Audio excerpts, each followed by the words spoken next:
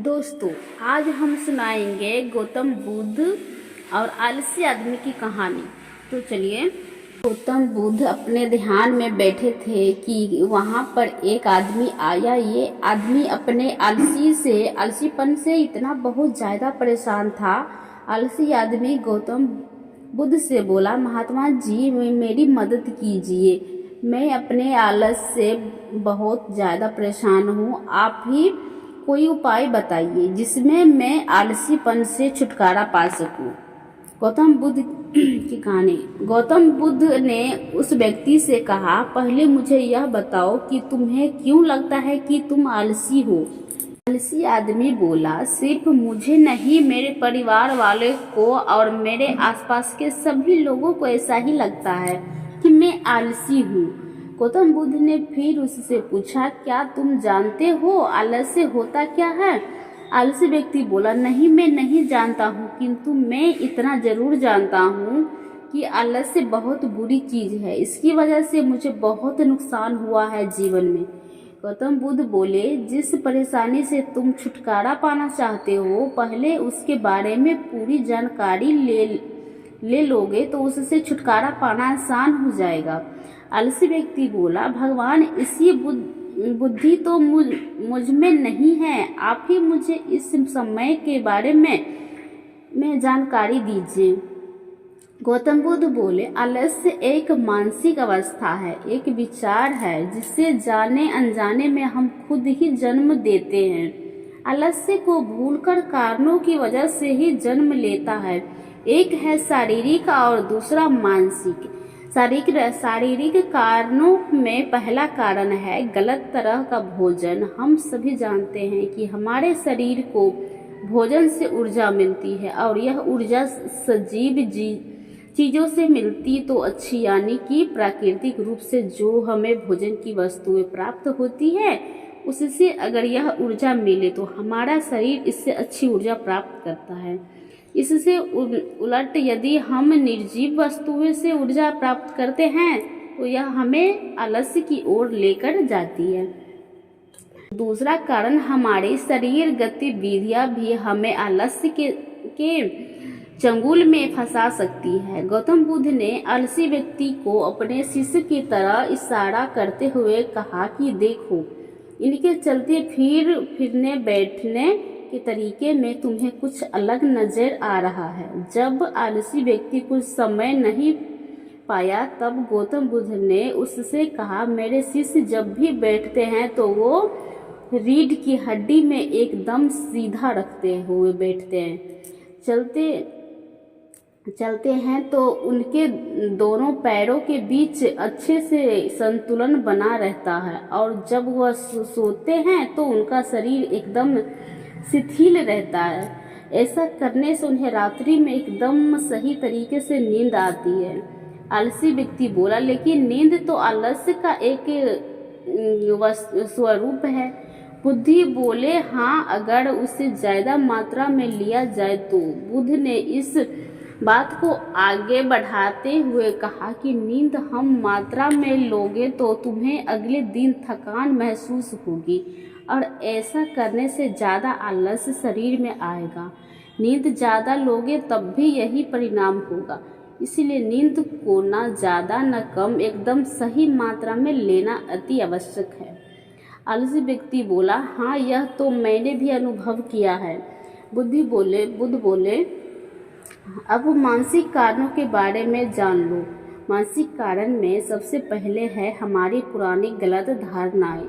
अक्सर ऐसा होता है कि हम पहले दिन कामों में असफल हो चुके हैं। हमारी अंदर ऐसी भावनाएं बन जाती है कि हम उस काम में हमेशा असफल होते रहते हैं, जिस वजह से हमें उस काम को करने में आलस आता है।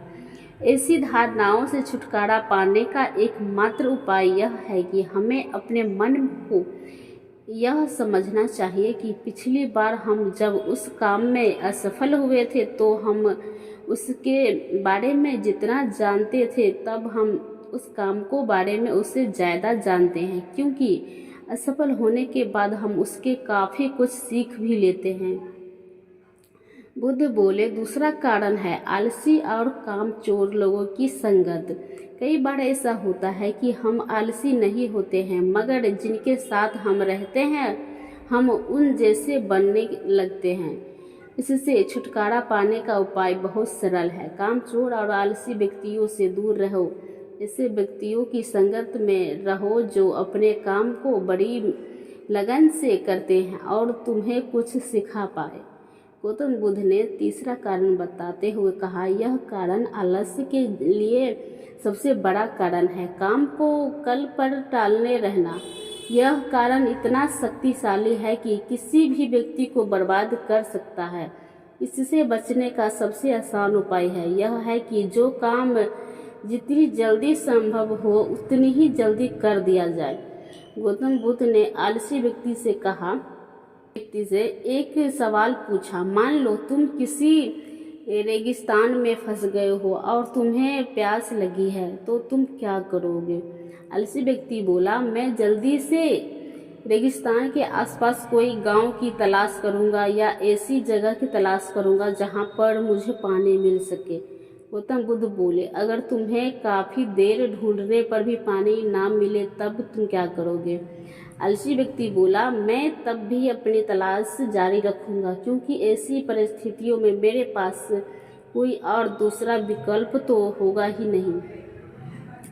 गौतम बुद्ध बोले, बिल्कुल सही है, और यही है मानसिक स्थल पर आलस्य का चौथा कारण। किसी भी निश्चित लक्ष्य या काम न होना, यह भी आलस्य की ओर लेके जाता है। तब अब सुनो पांचवें कारण के बारे में। गौतम बुद्ध बोले, सोचो कि तुम्हारे पास काफ़ी सारे सोने के दागिने हैं और जो तुम्हें एक जगह से दूसरी जगह लेकर जाना है।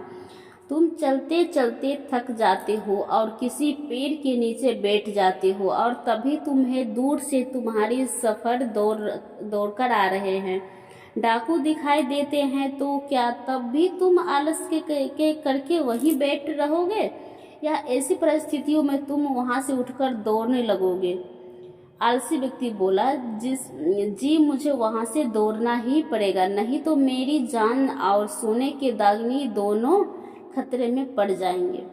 बुद्ध बोले, यानी कि तुम्हें आसपास ठोस वजह होगी दौड़ने के लिए। यही है आलस्य का पांचवा कारण, किसी भी काम के लिए ठोस वजह का ना होना। आलसी व्यक्ति महात्मा बुद्ध की बातों से संतुष्ट हुआ। वह बोला, महात्मा जी, मैं अब आलस्य के बारे में सब कुछ जान चुका हूँ और अब मैं इन सभी कारणों पर काम करूँगा और अपने आलस्य को दूर भगा दूँगा। दोस्तों, आशा करता हूँ अगर गौतम बुद्ध और आलसी व्यक्ति की कहानी आपको अच्छी लगी होगी और इसे पढ़ने के बाद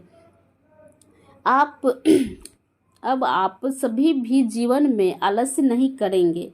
आप ऐसी ही बेहतरीन हिंदी कहानियाँ पढ़ने या हिंदी कहानियाँ पढ़ क्लिक करें।